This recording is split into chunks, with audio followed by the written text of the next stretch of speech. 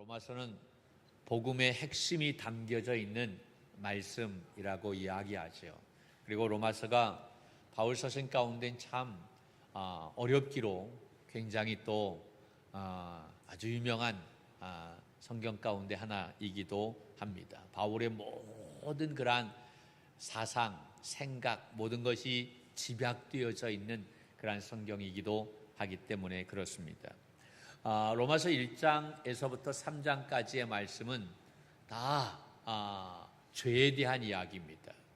이방인이 또 유대인이 또 뿐만 아니라 이방인, 유대인 할 것 없이 모든 사람들이 다 죄인이다.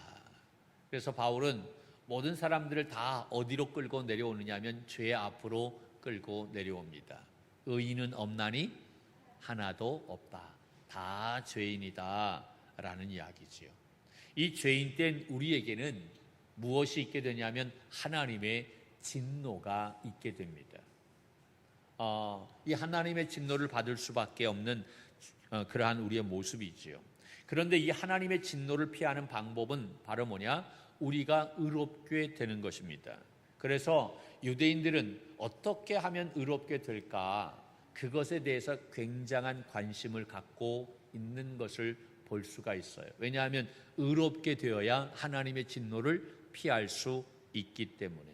그러면 우리가 어떻게 의롭게 될 수 있습니까? 성경은 의롭게 될 수 있는 방법에 대해서 이야기하고 있는데 그 율법을 통해서 의롭게 될 수 있다라고 그렇게 말합니다. 그래서 이 이스라엘 백성들이, 유대인들이 율법을 강조하고 있는 이유가 바로 그 이유인 거예요. 우리가 율법을 잘 지키게 될 때 우리는 의롭게 될 수 있다. 그런데 안타깝게도 이 세상에 어떠한 사람도 100% 이 율법을 완벽하게 지켜낼 수 있는 사람은 없다라는 이야기지요.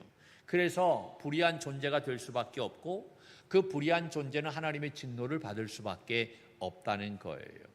그런데 이러한 우리에게 하나님의 은혜가 주어졌는데 그 하나님의 은혜가 바로 뭐냐? 이 율법 외에 또 다른 방법으로 우리가 의롭게 될 수 있다라는 이야기입니다. 그것이 바로 뭐냐? 바울은 믿음이다 라고 이야기하고 있는 거예요.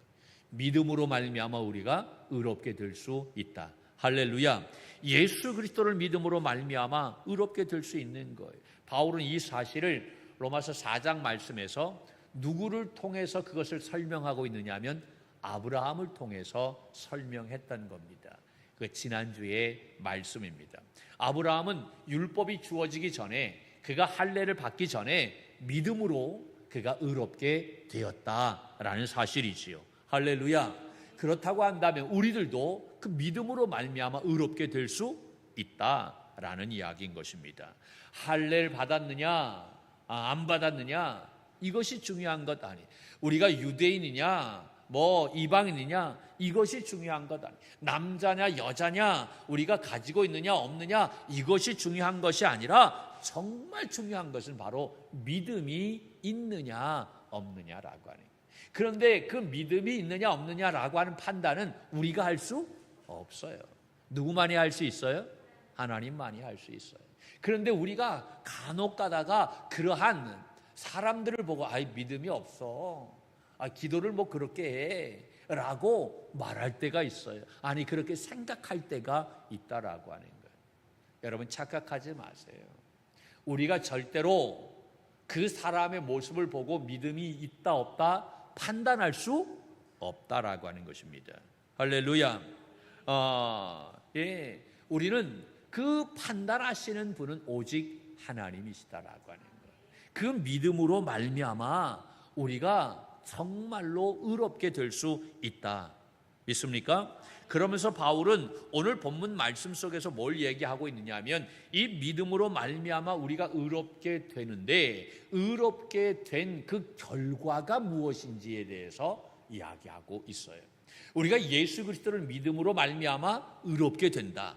의롭게 되면 나타나는 결과가 있는데 오늘 이 본문 말씀에서는 그 결과를 세 가지로 이야기하고 있어요. 그 첫 번째가 바로 뭐냐면 하나님과 화목하게 된다라는 거예요. 할렐루야. 우리가 예수 그리스도를 믿음으로 말미암아 나타나는 첫 번째 결과는 바로 누구하고 화목하게 된다? 하나님과 화목하게 된다는 거예요. 1절 말씀을 보면 이렇게 이야기하고 있죠. 같이 볼까요? 1절 말씀 시작. 그러므로 우리가 믿음으로 의롭다 하심을 받았으니 우리 주 예수 그리스도로 말미암아 하나님과 화평을 누리자. 할렐루야. 여러분, 우리가 하나님과 화평을 누리기 위해서는 우리의 힘으로 될 수가 없어요. 누구를 통해서만? 예수 그리스도를 통해서만. 예수 그리스도로 말미암아라고 이야기하고 있잖아요. 그분으로 말미암아 우리가 하나님과 화목할 수가 있다라는 것이요. 원래 우리 인간은 하나님과 원수된 상태였어요. 로마서 5장 10절 말씀에 보면 이렇게 서두에 이야기합니다. 거기에 뭐라고 되어 있죠? 시작. 곧 우리가 원수 되었을 때에 라고 이야기합니다. 누구하고 원수가 되어졌느냐? 하나님과 원수가 되어졌던. 아니, 하나님과 원수가 되어지면 여러분, 우리에게 뭐가 남는 게 뭐가 있어요? 다른 것은 몰라도 하나님과는 원수가 되어서는 안 되잖아요. 그런데 하나님과 원수가 되었다라고 하는. 왜 원수가 되었어요? 죄로 말미암아 하나님과 원수가 되었던 거예요. 이 죄로 인해서 하나님과 적대 관계가 되어졌던 영적인 원수가 되었다라고 하는 거예요. 그 원수가 되었다라고 아닌데 여러분 그렇게 생각하는 분들 영적인 원수가 되었다라는 이야기지요. 그래서 영적인 원수가 되니까 우리가 하나님이 말씀하는데도 하나님을 무시해. 그분의 뜻을 거스려. 그리고 항상 우리는 누구 중심의 삶을 살아가고 있느냐면 자기 중심의 삶을 살아가고 있는 거예요. 그 결과 하나님과 나의 사이에 단절된 그러한 모습, 골이 더 깊어져 가고 있다라고 하는, 완전히 분리되어진 그러한 상태로 살아가고 있는 거예요. 그런데 예수 그리스도를 통해서 이 원수된 상태가 끝나고 하나님과 화해된 상태가 되었다. 할렐루야.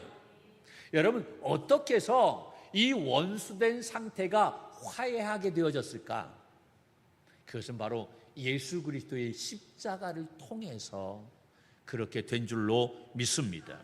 예수 그리스도가 십자가에서 죽으심으로 말미암아 우리의 모든 죄를 다 짊어지고 그가 죽으심으로 하나님과 원수된 우리가 화목하게 되었다라는 이야기예요.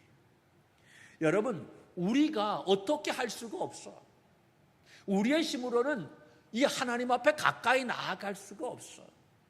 그런데 하나님이 100% 하나님의 방법으로 우리의 어떠한 수고, 어떠한 노력 그것 없이 하나님께서 일방적으로 하셨는데 자기의 아들을 우리 대신 죽게 하심으로 말미암아 하나님과 우리가 화목한 상태가 되도록 하셨다라고 하는 것입니다. 할렐루야. 그러니까 예수 그리스도는 하나님과 우리 사이의 중보자가 되신 거예요. 성경에서는 그 예수 그리스도를 화목 제물로 삼아 주셨다라고 그렇게 말씀하고 있는 거예요.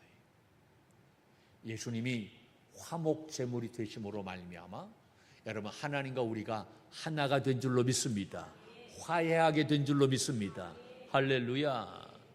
놀라운 그러한 축복인 거예요. 고린도후서 5장 18절 또 19절 말씀을 보면 이렇게 되어 있어요. 같이 보죠. 시작. 모든 것이 하나님께로서 났으며 그가 그리스도로 말미암아 우리를 자기와 화목하게 하시고 또 우리에게 화목하게 하는 직분을 주셨으니 곧 하나님께서 그리스도 안에 계시사 세상을 자기와 화목하게 하시며 그들의 죄를 그들에게 돌리지 아니하시고 화목하게 하는 말씀을 우리에게 부탁하셨느니라. 아멘. 할렐루야. 여러분, 이 화목하게 하는 모든 일들은 누가 전적으로 하셨냐 하면 하나님께서 전적으로 하셨어요. 제가 요새 연애 사무실을 종종 갑니다. 가는 이유가 뭐냐면 화해조정위원으로 선정이 돼가지고 피치 못하게 거기 가서 분쟁이 일어난 목사님들도 이게 틀어지면 화해가 안 되는 거예요. 그러니까 몇몇 사람들을 뽑아가지고 당신들이 목사 4명, 장로님 3분 이렇게 연회에서 뽑아가지고 당신들이 좀 화해조정위원으로서 좀 헌신해 주십시오 해가지고 가는데 화해가 안 돼요. 몇 번 갔는데 화해가 안 되더라고. 안 되는 이유가 바로 뭘까요? 이쪽과 저쪽이 다 자기의 주장만 이야기. 그런데 기가 막힌 것은요, 어떻게 동일한 그러한 사건인데 그것을 가지고 말하는 입장이, 말하는 것이, 생각하는 관점이 180도 다른 거예요. 이게 어떻게 가능할까? 그래서 이 사람 말도 들어보고 저 사람 말도 들어봐야 되는데, 근데 들어보면 모르겠어. 뭐가 진짜인지 잘 모르겠어. 그러니까 화해가 안 되는 거예요. 그래서 오늘 이 말씀을 통해서 제가 느끼는 것이 바로 뭐냐면, 하나님과 우리의 사이가 어떻게 해서 화해가 되어졌느냐? 어떠한 양쪽이 조금씩 양보한다고 화해가 되어지느냐? 아니, 절대로 그거는 화해가 이루어질 수 없어요. 완벽한 화해는요, 한쪽에서 일방적인 모든 것들을 다 내려놓고 포기해야만 되는 거예요.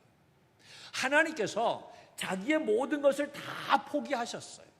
그러니까 여러분, 하나님과 우리의 관계가 회복이 될 수가 있는 거예요. 할렐루야. 자기의 아들을 내어 놓으셔서 그를 십자가에 죽게 하셨어요. 우리의 모든 죄를 다 담당하게 하셨어요. 그렇게 함으로 말미암아 비로소 하나님과 우리가 화목하게 되어졌다라고 하네요. 하나님이 그렇게 하시지 않으면 절대로 화목이 이루어질 수 없겠지요. 여러분, 사람과의 관계는 마찬가지인 거예요. 누군가가 어떠한 한 사람이 모든 것을 다 내려놓아야만 하나가 되어질 수 있어요. 그렇지 않고는 진정한 하나가 될 수 없다라고 하는 거예요. 우리가 믿음으로 말미암아 누구를? 예수 그리스도를 믿음으로 말미암아 나타난 결과가 바로 뭐냐? 원수되어졌던 하나님과 나 사이의 관계가 하나가 되어지는, 화목하게 되는 놀라운 축복이 있게 된 줄로 믿습니다. 할렐루야. 그 놀라운 축복 가운데 거하는 우리 믿음의 종들이 되기를 주님의 이름으로 간절히 축원합니다. 두 번째 나타난 결과는 바로 뭐냐면, 여기에 보면 2절에 그렇게 이야기하고 있지요. 오늘 본문 말씀 2절에 뭐라고 얘기합니까? 또한, 시작. 또한 그로 말미암아 우리가 믿음으로 서 있는 이 은혜에 들어감을 얻었으며. 어디에 들어가요? 은혜에 들어감을 얻었으며. 우리가 예수 그리스도를 믿음으로 말미암아 의롭게 되어서 의롭게 된 자가 이제 어떻게 되느냐? 은혜에 들어감을 얻게 되었다라는 이야기입니다. 할렐루야. 여러분, 일반 사람들이 가장 갈망하는 것이 있는데 그것이 무엇인 줄 아십니까? 평안입니다. 평안하기를 원하는 거예요. 가정의 평안, 자녀들의 삶의 평안, 모든 것에 우리가 평안하기를 다 소원하고 있어요. 그런데 여러분, 하나님과의 관계가 끊어지게 되면 그 죄인에게는 진정한 평안, 진정한 기쁨, 참된 소망이 있느냐? 그렇지 않다라고 하는 거예요. 오늘 말씀은 뭐라고 얘기합니까? 그러한 우리에게 정말 놀라운 소식을 전해주는데, 그것은 예수 그리스도를 믿음으로 말미암아 우리는 하나님과의 관계가 회복되어졌고, 또 그로 말미암아 이 은혜의 문 안으로 들어갈 수 있게 되었다라는 이야기입니다. 이것은 단지 기분 좋은 그러한 위로가 아닙니다. 여러분, 우리가 이 은혜의 문 안으로 들어간다라고 하는 것은 우리의 신분이 바뀌어졌다라고 하는 거예요. 우리의 삶의 터전이 바뀌어진 거예요. 영원한 특권을 갖게 된 것입니다. 이 은혜에 들어감을 얻었다라고 하는 것은 우리가 지금까지 감히 접근할 수 없는 그 하나님 앞에 어떻게 죄인된 우리가 그 하나님 앞에 나아갈 수 있어요? 그렇잖아요. 접근도 할 수 없어요. 바라볼 수도 없어요. 그런데 그 하나님 앞에 담대하게 나아갈 수 있는 특권을 얻게 된 줄로 믿습니다. 할렐루야. 오늘 이 말씀 속에서 이 은혜에 들어감을 얻었다라고 하는 이 말은 접근하다, 입장하다라는 이야기예요. 여러분, 우리 신분이요, 우리의 이 신분을 가지고 대통령 만날 수 있어요, 없어요? 예? 대통령 만나기 위해서는 몇 달 전부터 무슨 조사를 합니까? 신분 조회를 하죠. 뭐 다 이 사람의 신분이 어떤가, 사상이 어떤가, 뭐 다 가정이 어떤가 다 조회를 하고 절차가 무지 까다로워요. 예전에는 청와대에 있었는데 지금은 바뀌었잖아요. 청와대 들어가기 위해서가 뭐 이 쉬운 일이 아니에요. 대통령 만나는 거, 아니 대통령이 시장 만나는 것도 쉽지 않아요. 시장 만나는 거. 안 그래요? 시장 만나는 것도. 그런데 여러분, 하나님을 만난다라고 하는 게 이게 감히 이게 말이 됩니까? 우리가 어떻게 하나님을 만나요? 그 하나님 생각만 해도 두려운 분 아닙니까? 바라만 봐도, 그냥 쳐다만 보면, 죄인이 그 하나님 바라보면 그냥 그 자리에서 죽을 수밖에 없는 존재 아닙니까? 그런데 우리가 그 예수 그리스도의 보혈로 말미암아 우리가 더 이상 이 두려움 가운데 있지 않고 하나님을 멀리하는 자가 아니라 오히려 언제든지 그 하나님 앞에 담대히 나아갈 수 있게 되었다라고 하는. 하나님은 우리에게 뭐라고 얘기하냐? 야, 마음껏 사랑하라라고 얘기해요. 마음껏 와라라고 얘기해요. 여러분, 저는요, 우리 성도들이요, 저녁 10시 넘어서, 아니 저녁 7, 8시 이후에 전화가 온다? 가슴이 절렁합니다. 뭔 일이 있나? 두근두근 거려요. 근데 우리 주님은요, 야, 12시 넘어도 괜찮아. 새벽에도 괜찮아. 마음대로 전화해. 마음대로 와라고, 마음껏 나를 사랑하라라고 얘기해. 그런데 우리는 그래요? 마음껏 사랑하면 큰일 나잖아. 부담스럽잖아. 우리 하나님은 그렇지 않다라고 하는. 그런데 우리가 마음껏 오라고 이야기하는데 우리가 마음껏 나가지 않아. 여러분, 시브리서 4장 16절 말씀을 보면 뭐라고 이야기하는지 우리 한번 힘있게 말씀을 보십시다. 같이 봅니다. 시작. 그러므로 우리는 긍휼하심을 받고 때를 따라 돕는 은혜를 얻기 위하여 은혜의 보좌 앞에 담대히 나아갈 것이니라. 아멘. 할렐루야.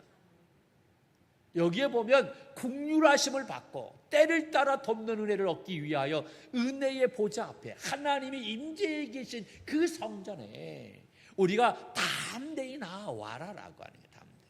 근데 우리가 담대히 나와야 되는데 우리가 나오지 않잖아. 예배 자리에 오지 않잖아. 안타까운 거지. 마음껏 사랑하라라고 그렇게 하나님은 오픈하셨는데 우리가 그거를 받아들이지 못하는 거예요. 여러분, 우리의 삶의 문제가 뭔 줄 아십니까? 왜 우리의 삶 속에 여러 가지 많은 어려움이 있는 줄 아세요? 은혜가 막혀 있기 때문에 그럼. 은혜가 메말라 있기 때문에 그럼. 은혜가 떨어졌기 때문에 그럼.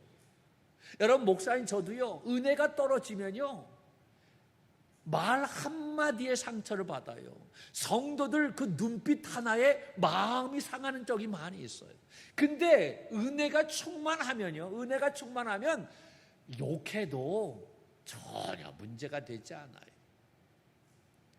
여러분, 솔직히 우리 성도님들이 뭐 셀레브에 드리고 나서 또 우리 선교회 모임을 하고 그런 다음에 저 카페에 가고 가장 즐거운 것이 바로 뭐냐면 담임 목사 뒷담화 하는 거잖아요. 할렐루야. 간혹 가다 뒷담화 하기도 하고 뭐 그렇게 얘기해도 해야지 뭐. 그래서 마음 풀기도 하고 그렇지. 그런데 여러분, 은혜가 충만하면 아무리 뒷담화를 하건 앞담화를 하건 뭐를 해도 문제가 되지 않아요. 근데 은혜가 떨어지면요, 조그만 이렇게 표정만 바뀌어도 마음의 상처가 되어져요. 이게 목사인, 이게 사람인 거예요. 그러니까 우리는 은혜가 떨어지지 않기 위해서, 은혜가 충만한 삶이 되기 위해서 우리가 해야 될 것이 바로 뭐냐? 은혜의 보좌 앞에 계속 나와야 된다라고 하는 거지. 때를 따라 돕는 은혜를 얻기 위하여 은혜의 보좌 앞에 나와라라고 하는, 나와야 우리가 그 은혜를 얻을 수 있다라고 하는 것입니다. 할렐루야. 우리가 예수 그리스도를 믿음으로 말미암아 이 은혜의 보좌 앞에 나올 수 있는 특권을 얻게 된 거예요. 할렐루야. 예, 이 놀라운 축복을 받았는데 우리는 그것을 누리지 못하는 경우가 많다라고 하는 사실이지. 주님의 보좌 앞에, 이 은혜의 보좌 앞에 나와 그 은혜로 충만한 우리 믿음의 종들이 될 수 있기를 간절히 바랍니다. 할렐루야. 세 번째 특권은 바로 뭐냐? 하나님의 영광을 바라고 즐거워하는 거예요. 오늘 말씀을 볼까요? 2절 말씀을 계속해서 봅니다. 거기에 보면 시작. 또한 그로 말미암아 우리가 믿음으로 서 있는 이 은혜에 들어감을 얻었으며, 그 다음에 뭐라고 얘기하죠? 하나님의 영광을 바라고 즐거워하느니라. 아멘. 할렐루야. 많은 사람들이 즐거움을 가지고 즐거움을 찾아다니는 그러한 삶을 살고 있잖아요. 어떻게 하면 즐겁게 살까? 그래서 여행도 가고 그렇잖아요. 그래서 또 맛있는 음식도 먹고 그렇잖아요. 또 좋은 사람 만나기도 하고. 그런데 아무리 여행 가가지고 맨 처음엔 좋고 즐겁죠. 뭐 맛있는 음식을 먹습니다. 즐겁죠. 그런데 그 즐거움이 얼마나 갑니까? 금방 사라져 버립니다. 어느 목사님이 그러세요. 사모님을 모처럼 만에 이렇게 여행을 보내줬대요. 여행을 가기 전에 여보 내가 갔다 와서 잘할게 그랬다는 거예요. 그래서 얼마나 잘했냐 물어봤더니 일주일도 못 가더라 그러더라고요. 얘기하더라고. 잘할게 라고 얘기했는데 그 CEO가 갔다 오고 나서 일주일도 못 가요. 갔다 와서 한 이틀 정도는 잘하죠. 그 다음에는 어때요? 동일하게 돌아가요. 이게 우리 인간의 모습인 거예요. 오늘 봉독한 말씀에 바울은 뭐라고 얘기합니까? 우리는 하나님의 영광을 바라고 즐거워해야 한다라고 이야기하고 있어요. 우리가 믿음으로 말미암아 의롭게 되어진 심령들, 그 심령들이 얻는 놀라운 특권 가운데 하나가 바로 뭐냐? 그 하나님의 영광을 바라고 즐거워하는 줄로 믿습니다. 여러분, 우리의 삶 속에 고난이 없어서 그런 것이 아니에요. 고난이 있어요. 문제가 많아요. 우리의 삶의 변화가 일어나는 것 아니야. 예수 믿는다고 뭐 완전히 달라지는 게 아니야. 아직도 굉장한 어려움 가운데, 아니 오히려 더 어려움 가운데 있을 수도 있어요. 그러나 그렇지만 믿음으로 말미암아 의롭게 되어진 심령들은요, 그 고난 바라보지 않고 그 고난 속에서도 하나님의 영광을 바라고 그것을 바라보고 즐거워하는 줄로 믿습니다. 삶이 달라지는 거예요.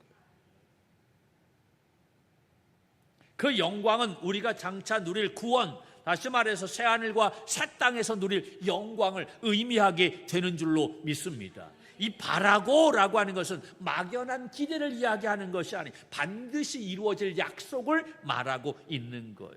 단순하게 기다리는 것이 아닙니다. 우리가 즐거워하면서 그것을 사모하는 거예요. 할렐루야. 세상의 고난과 눈물은 일시적인 것입니다. 그러나 하나님의 영광은 영원한 줄로 믿습니다. 그것을 바라보고 즐거워하는 거예요. 그래서 로마서 8장 18절 말씀에 보면 바울은 현재의 고난은 장차 우리에게 나타날 영광과 좋게 비교할 수 없다. 믿습니까? 비교할 수 없다라고요. 비교 대상이 안 되는 것. 그러므로 우리는 고난 중에도 장차 나타날 하나님의 영광을 바라보며 즐거워할 수 있는 사람인 줄로 믿습니다. 여러분, 세상의 기쁨은 일시적인 것이지만 하나님의 영광을 바라는 기쁨은 영원합니다. 오늘도 고난 가운데 있다면 그 하나님의 영광을 바라볼 수 있기를 간절히 바랍니다. 그리고 그 영광을 바라보는 자로서 기쁨을 회복할 수 있기를 주님의 이름으로 축복합니다. 이것이 어떻게 가능할까요? 예수 그리스도를 믿음으로 말미암아 가능하다라는 것입니다. 그러므로 이 한 주간도 믿음으로 의롭게 된 자답게 하나님과 더 가까이 우리가 살며 그 하나님의 은혜와 영광 가운데 복된 그러한 삶을 살아가는 우리 믿음의 선한 청지기들이 되기를 주님의 이름으로 간절히 축원합니다.